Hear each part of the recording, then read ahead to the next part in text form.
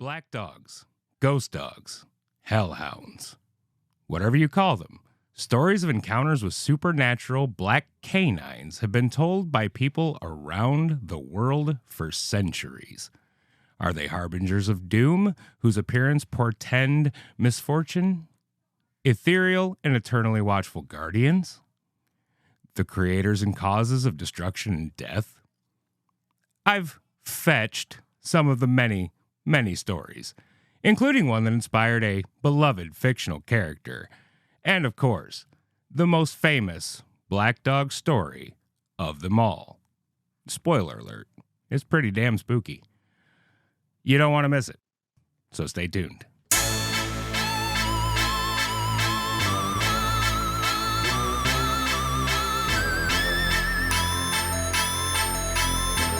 Hello there, friends, and welcome to the Paranormal Podcast. My name is Ben. And I'm Fido. He's Jake. And we are so glad to have you with us tonight as we talk about some spooky stories of some supernatural canines, talking about black dogs, some folklore from around the world. Jacob, how you doing tonight, buddy? I'm all right. How are you? I'm doing possum. If this is what I have to look forward to for the rest of the night, I'm stopping here. I know. That was rough. Anyway. I liked it better when you had all the penis ones. Oh, that was classic. That was not to toot my own horn too much on that one, but that was pretty funny. What episode was that one? That was abduction one. Antonio Villas-Boas. Yeah. Yes, indeed. So yeah, that was pretty funny. Uh-huh. Yeah. So the black dog of Pontefract, huh? Yeah, sure. Well, close. So we're gonna get there, but the most prevalent black dog stories do actually come from England and the UK. That's where they mostly centered, but we're gonna kind of work our way there. I started a little further afield than all that. So nice hair. I like it. Thanks. Since we're on video, I figured I had to do something special. There you go. Now, before we jump right into the stories, I want to make it very, very clear that when I say black dogs, I am not talking about your Labrador Retriever, whose name is probably something like fucking Remington or whatever. Derek? That's what they're all called. Or I'm not so talking Derek about... named his dog. Yeah, that's most of them are named Remington for, obvious reasons. Anyway. But you got to go Remy for short. Remy, obviously Remy.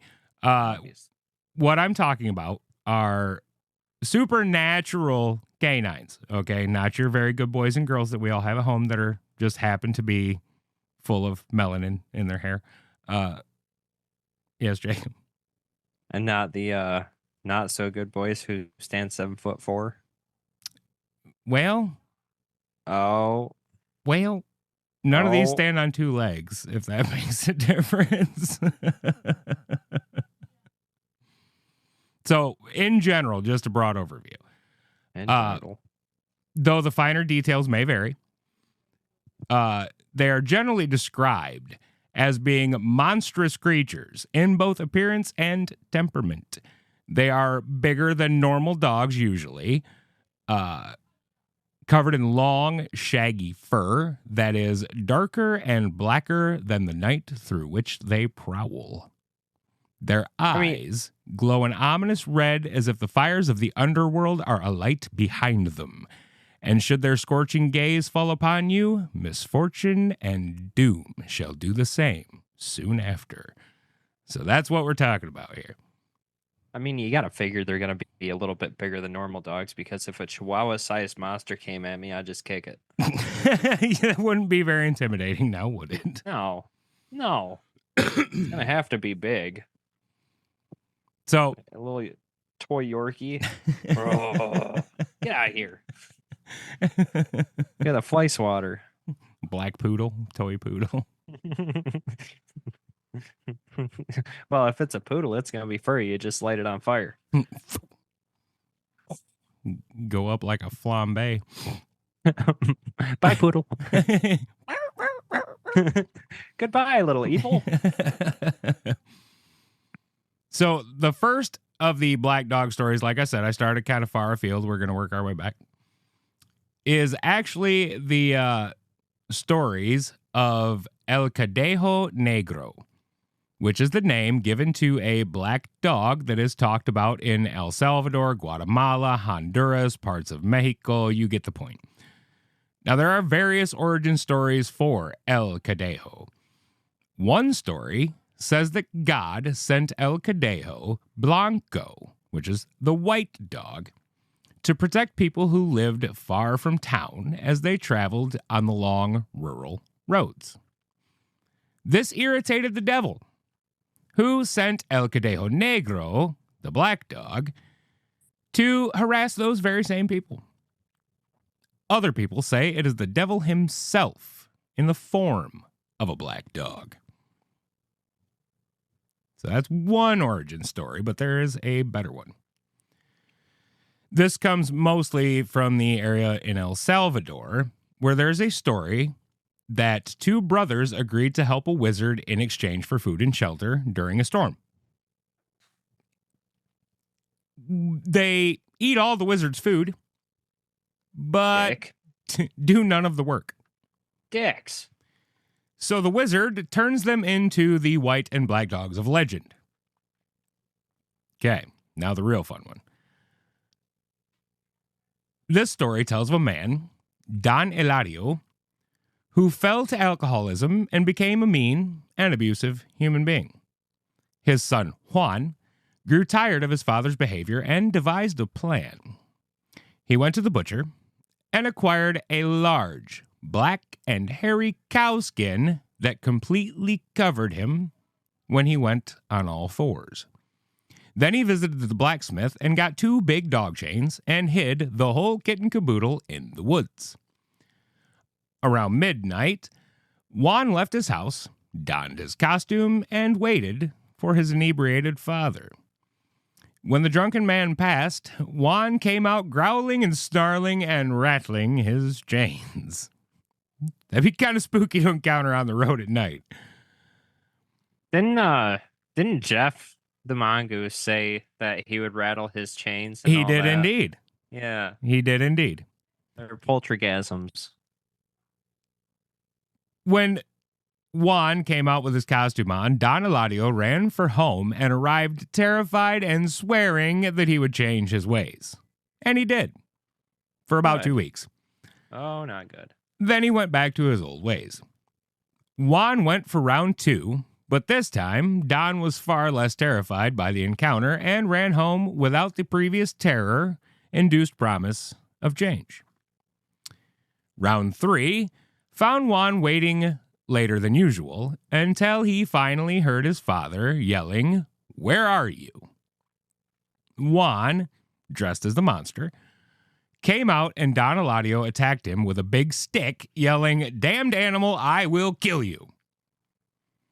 Juan managed to get the disguise off before he took too much of a whooping, but Don was furious and cursed his son, saying, quote, "For disrespecting your father, on 4 legs you will travel in these roads by night. You will travel," end quote.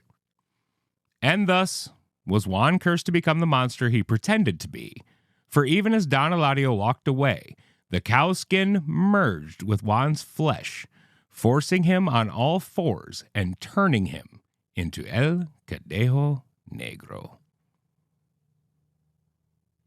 So those are the origin stories of El Cadejo. Well, I'm glad you're doing this episode. Why? Because I suck at pronunciation. I've been practicing.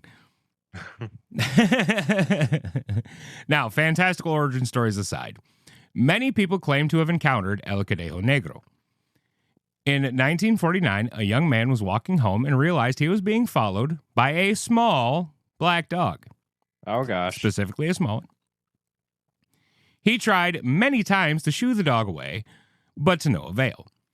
Suddenly, the young man realized that every time he turns away from the dog, when he looks back at it, it has grown in size. Now, quite obviously, this freaks the young man out, and he draws his revolver. Stay strapped or get clapped. And he shoots at the dog. The bullet leaves the gun in slow motion and falls intact and harmless at the man's feet. So, sounds like he had a squib load. He forgot to oil it. That's not what makes that happen, but okay, sure. When he looks up again, the dog has grown to be the size of a horse. It's a big dog.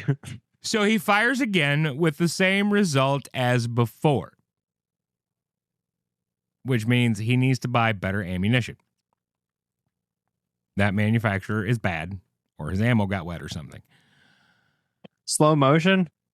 Yeah. A squib load is one that doesn't have enough power to actually fire. Like, I thought that was a porn term. no. Anyway, at this point, the man begins to pray, and the giant black dog disappears. That's easier. I know, right? In Guatemala, in 1975, a 19-year-old Maya girl and her sister were running an errand for their mother after nightfall. They came to the crossroads and encountered a huge black dog with red glowing eyes that would not let them pass. In 2016, residents of Mexicanos, El Salvador, claimed to have been visited by El Cadejo Negro. They claim to have heard hooves like a horse and say that they heard and recorded strange howling. And a police officer stated that he saw a black, red-eyed dog that was the size of a deer. That's still rather big. That is a rather large dog. Well, deer down there aren't that big, though. So, I mean, they're not like deer up here. So those are some of the El Cadejo stories. And now we're going to move to the U.S., where we have our own fair share of black dogs. In Meriden, Connecticut, the legend of a small black dog that haunts the hanging hills has persisted since the 19th century. And this one stays little. There's variation in all these stories, but this particular dog, it depends on who you're talking to. Whether or not he is a sign of good luck or a sign of misfortune. I mean, they do that with the gnomes of Detroit, right? The red, whatever. Yes. Some people think he's good. Some people think he's bad. We got to do that story one of these days. We will. I already kind of wrote a little bit of it out. Good. I know. And here is from an area we've talked about previously on the podcast with our buddies from the Blue Ribbon Lounge. In the Bridgewater Triangle area of southeast Massachusetts, we get another report. This one from the town of Abington, where the locals were terrorized by a large black dog in the mid-1970s. Among other accounts, this dog was seen attacking horses by a local firefighter and was shot by a local police officer with no effect on the creature to speak of. I hate that all these things are bulletproof. It makes me very uncomfortable. It just, like, I don't know. I guess I'm thankful for that one Dogman story I came across where he shot it in the face and it died. Yeah, that's one. One out of all the ones we've done. I mean, Ape Canyon, they fell down, but they never found a body. Dick. Yeah. In the Delaware towns of Frederica and Fenton, people speak of the fence rail dog. This one is said to be a ghost dog that stands as tall as a fence, which is 5-6 feet tall, roughly. That's usually what a fence is. Okay. Stands as tall as a fence and races cars along Route 12. That sounds like a normal dog. He is otherwise harmless. And yeah. Except when he keeps up with the cars, because most dogs can't run 55 fucking miles an hour. Some of them can. Himself. Some of them are fast as fuck, boy. Greyhounds are fast. But there's those one African dogs. I can't remember what they're fast as shit. I know greyhounds are the fastest one I know of, but like I don't know. Yeah, They're anyway. they're I mean, even if a dog kept up, as long as it's just trying to race me, I'll give it a Yeah, I mean, that's not that spooky. not really, no. I'm okay with a dog just running alongside the fence. Yeah, it's like when it does the skinwalker thing and like starts talking to you and like metamorphosing into human. Yeah, that's when it becomes a problem. Yeah, then you're like, hey, bad dog thing. Bad boy, Lay no down. milk bone. Bad. No get Sit. soul. Piss off. Sit. Bad Then you dog. get the spritzer bottle. That's a cat. It works for dogs. Does it? Yeah. I've only ever had dogs that like to be wet, so. Were they female? You sick bastard. Anywho, the earliest known report of a supernatural black dog comes from France. Now, there's not many recorded details that survive, but according to the story, in 856 AD, a large black dog materialized in a church. I have heard this story. No, this is maybe, but maybe not, because this is not the only church materializing black dog I have. Okay. It appeared out of nowhere and began moving up and down the aisles as if looking for someone. The church grew darker and darker in the dog's wake until it suddenly vanished, disappearing as quickly as it had appeared. That was it. That's all it did. Yeah. There's another one. The last story I have for all of you, same setup, way different. So stay tuned. Now, there are plenty other stories from mainland Europe, but for the sake of audience retention and the almighty algorithm, we are going to move on to the epicenter of Black Dog legends. So we're going to get right into the meat and taters. Nothing? Yes, okay. I'm happy that you said it. Meat and taters. So the British Isles are positively permeated by tales of paranormal puppers. I'm a sucker for alliteration. Black dog encounters have been reported in every county in England except for 2. Middlesex and Rutland, which makes me wonder, what are you guys doing wrong? Why don't the black dogs want to come visit you? There? It's got to turn into ghost counties. Maybe they're just really hardcore cat people. Fuckers. Fuck you. Anyway, with so many stories, it would be out of the realm of my attention span to try and cover them all. But I've picked out a few that cover the basics of British black dogs. And I thought we could switch gears for a minute and talk about a couple of confirmed good boys that make this list. First is the Girt Dog of Somerset. This huge black dog looks like its ominous brethren, yet it is not an omen of ill fate nor a violent monster. Instead, the Girt Dog is said to be a protective specter. Not only was the Girt Dog known to protect travelers, but mothers in the area would allow their children to play unsupervised on the Quantock Hills because they knew that the Girt Dog wouldn't let them come to harm. Sounds like how a redneck would say it. Girt dog. You're a good boy. And there's a Girt Dog. Mm-hmm. And a Girt dog. Well, French fried taters. Mm-hmm. So it probably comes out something a whole lot more like gut dog. You're being British about it. Yeah. Girt. Gut. Gut. Gut. Dog. If you're being posh about it. I don't know why my posture gets better when I talk like that. What the fuck? Here, let me try, see if it goes. All right, go ahead. It's a good dog. Gut. Quite. Yes. Yes, quite. Yes. Quite. Indubitably. Mm. All right, now that we've offended all of Britain. Yay!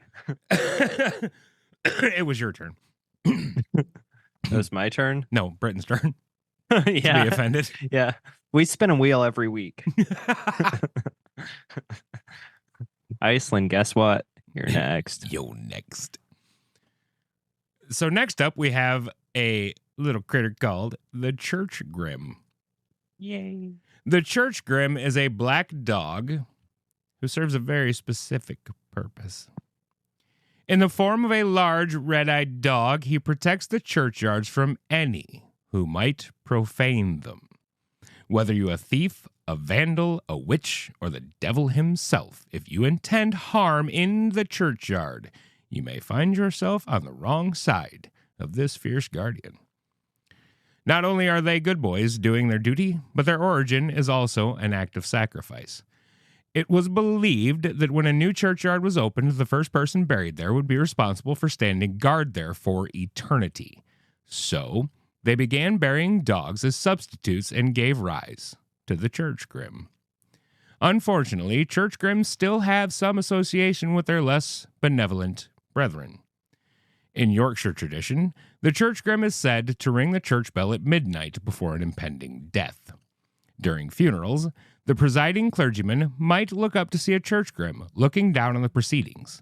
By the look of the dog, the clergyman can tell if the soul of the recently departed is bound for heaven or for hell. So, in other words, they're being very, very judgy boys. Judgment gets you a first class ticket to hell, too. Our next black dog was actually the inspiration for that beloved character I was talking about earlier. So, in North Yorkshire, it is known as the Barguest. In Lancashire as Striker. In Cumbria as the Capelwaith. In Somerset as the Girt Dog. So it's kind of the same thing, but this one's a little bit different. This one is known as Padfoot.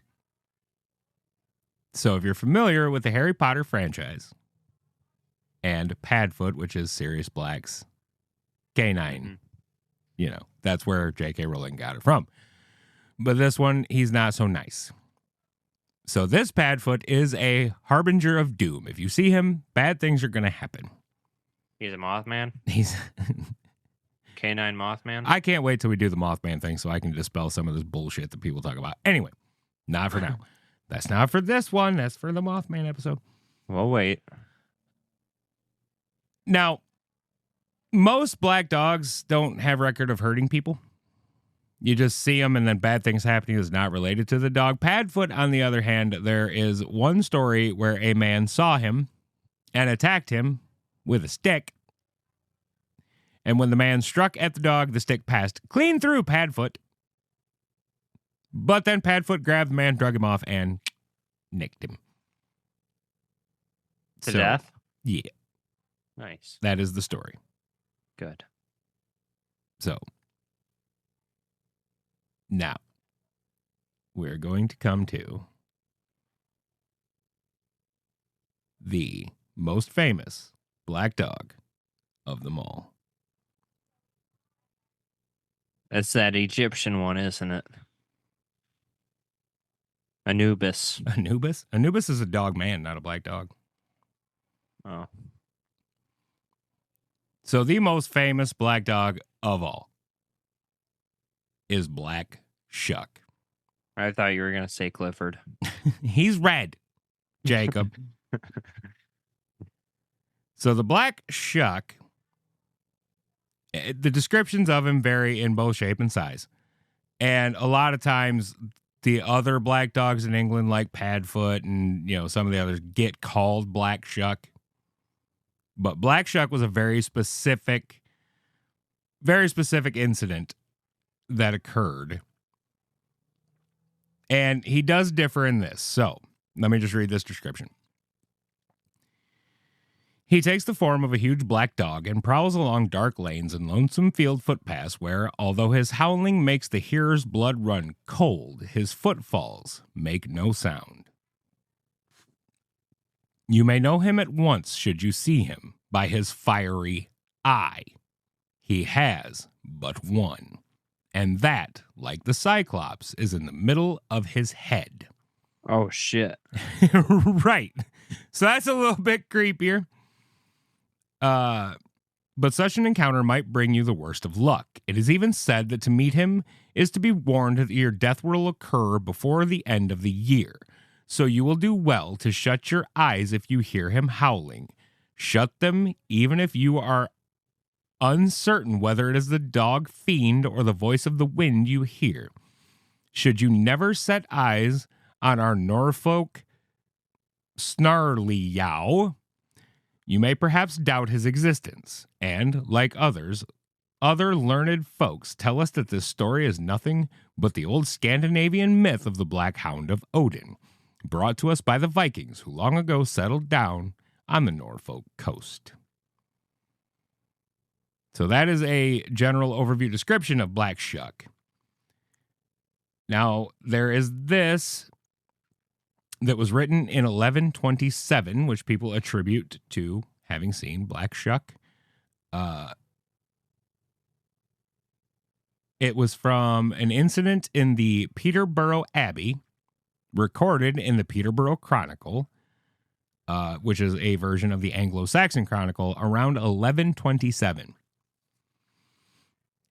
Quote, "Let no one be surprised at the truth of what we are about to relate, for it was common knowledge throughout the whole country that immediately after Abbot Henry of Poitiers' arrival at Petersburg Abbey, it was the Sunday when they sing Exsurge Quare, whatever the hell that is. A song, I bet. I would imagine. Some sort of prayer song. Many men both saw and heard a great number of huntsmen hunting. The huntsmen were black, huge, and hideous, and rode on black horses and on black he-goats, and the hounds were jet black with eyes like saucers and horrible. Those must be some big goats if they're riding them around. I know. This was seen in the very deer park of the town of Peterborough, and in all the woods that stretch from the same town to Stamford. And in the night, the monks heard them sounding and winding their horns. Reliable witnesses who kept watch in the night declared that there might well have been as many as 20 or 30 of them winding their horns as near they could tell. This was seen and heard from the time of his arrival all through Lent and right up to Easter. So what that's saying is they're tying Black Shuck and black dogs into the legend of the Wild Hunt, which if you're not familiar, we may cover that one at some point, but is it pooky enough? The Wild Hunt? Yeah. Is being turned into a deer and hunted by ghosts. Spooky, Jacob? Yeah. That's the Wild Hunt, my brother. Now, the spookiest report of Black Shuck is his appearance at the churches of Bungay and Blythburgh in Suffolk on August the 4th, 1577. This is where he actually became famous. At Blythburgh, Black Shuck is said to have burst in through the doors of Holy Trinity Church to a clap of thunder. He ran up the nave past a large congregation, killing a man and a boy, and causing the church steeple to collapse through the roof. As the dog left, he left scorch marks on the north door, which can be seen at the church to this day. There are plenty of pictures of that on the interwebs, and if I think about it, I might put one in the video just so everybody can see it. And the Facebook group, right? Sure. Look, I know we're terrible at that crap. Okay, I'll try. I'll try and put it on the video. I'll be like editing it, and I'll see this.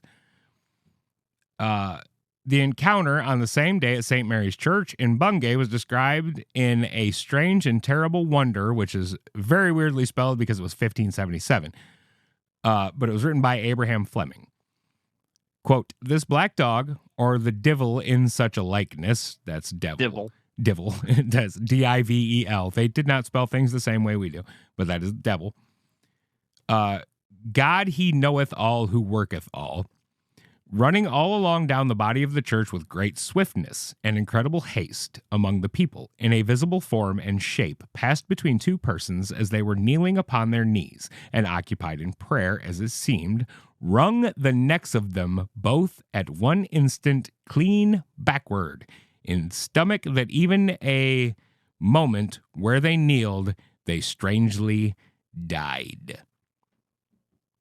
I'm going to need some elaboration on that. So here's what happened. According to what all that just said, Black Shuck bursted up in the church run down the aisle, snatched up 2 folks by their neck just lickety-split, and killed them dead as dog turds. No, it says backwards in it. Oh, wait, hang on. No, it said backward in it. What'd that mean? So wrung the necks of them both at one instant clean backward. Clean backwards. So it like grabbed him and just like ripped it backwards so damn hard he killed him. Well, shit. Yeah. Yep. That's a bad dog. And apparently, other local accounts attribute the event to the devil. The scorch marks on the door are referred to by locals as the devil's fingerprints, and the event is remembered in this verse. All down the church in midst of fire, the hellish monster flew, and passing onward to the choir, he many people slew. Really? We got to put it into a nursery rhyme? Apparently we do. Jeez. Hey, all the best nursery rhymes come from dark origins. I know.